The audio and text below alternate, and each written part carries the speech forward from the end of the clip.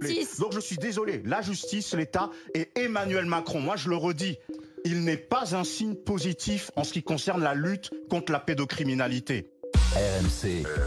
Alain Marchal, Olivier Truchot. Les grandes gueules.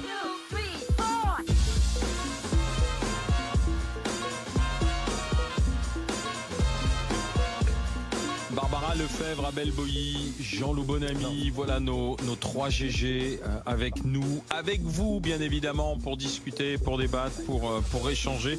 On va maintenant revenir sur le scandale autour de la marque Shein. Quand la répression des fraudes a constaté qu'il y avait la vente de ces poupées pour pédocriminels, tout de suite le site a retiré l'annonce. Alors est-ce qu'il faut aller plus loin et qu'il faut donner le nom des clients à la police et les poursuivre? De toute façon, ils n'auront pas le choix si la police le demande. Est-ce que vous croyez que Shein jouera le jeu et que ces plateformes sont honnêtes lorsqu'elles disent que ce ne sont pas elles, ce sont simplement des hébergeurs et c'est pas elles qui fabriquent ces poupées et que elles sont aussi en quelque sorte victimes de cela? Alors moi dans tout ça, j'attends rien de Shein, mais j'attends que l'État montre qu'elle en a, très honnêtement. Il y a des chiffres qui sont très importants à rappeler. La France est le 4e pays le plus hébergeur au monde de contenu pédopornographique. Le 3e pays le plus consommateur de ces mêmes contenus. Toutes les 3 minutes, on a un enfant qui est agressé sexuellement ou violé. Et il faut savoir que 40% des adultes qui ont consommé du contenu pédopornographique ont essayé d'entrer en contact avec un enfant. Donc moi, ce que j'attends, c'est qu'Emmanuel Macron, il lui reste quoi, 1 an et demi de mandat, qui montre enfin qu'il est présent sur la question. Et je le dis en tant qu'éducateur et avec une certaine colère. Pourquoi ? Il y a quelques jours, on m'a montré un échange sur le Darknet d'un forum entre des pédocriminels et des pédophiles abstinents. La différence entre les deux, c'est quoi? C'est que le pédocriminel est passé à l'acte. Le pédophile abstinent, lui, il a des pulsions. Il n'est pas encore passé à l'acte et il consomme beaucoup de contenu pédopornographique. Et quand il y a des discussions où il y a une personne qui dit « Moi, j'ai 35 ans, je peux aimer une fille de 11 ans.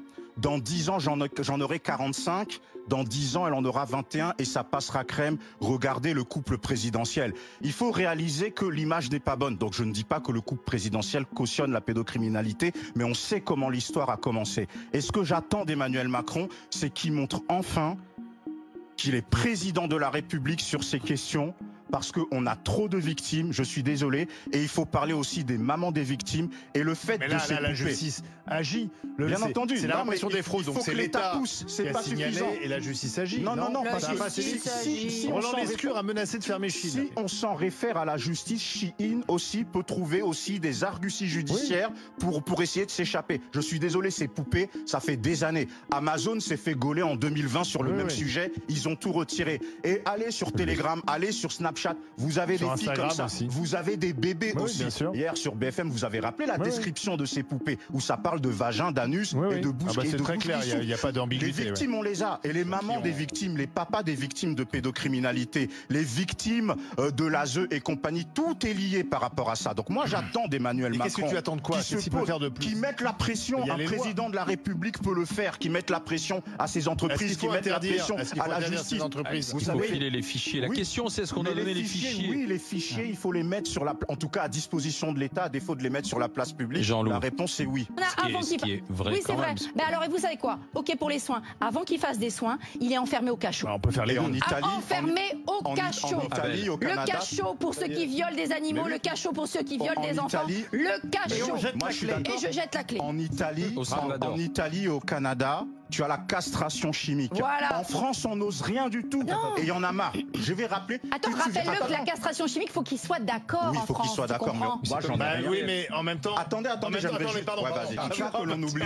Le jeune Yanis en Haute-Savoie qui s'est suicidé parce qu'il a découvert, la famille a découvert que son agresseur sexuel avait été libéré et était revenu vivre proche de la maison familiale. Exactement. Yanis s'est suicidé. Et d'ailleurs, je lance une salutation fraternelle à la famille. Et il y a le père qui se bat, abandonné par l'État. Il est tout seul sur les réseaux sociaux, en train de continuer à interpeller. Justice. Donc je suis désolé, la justice, l'État et Emmanuel Macron, moi je le redis, il n'est pas un signe positif en ce qui concerne la lutte contre la pédocriminalité.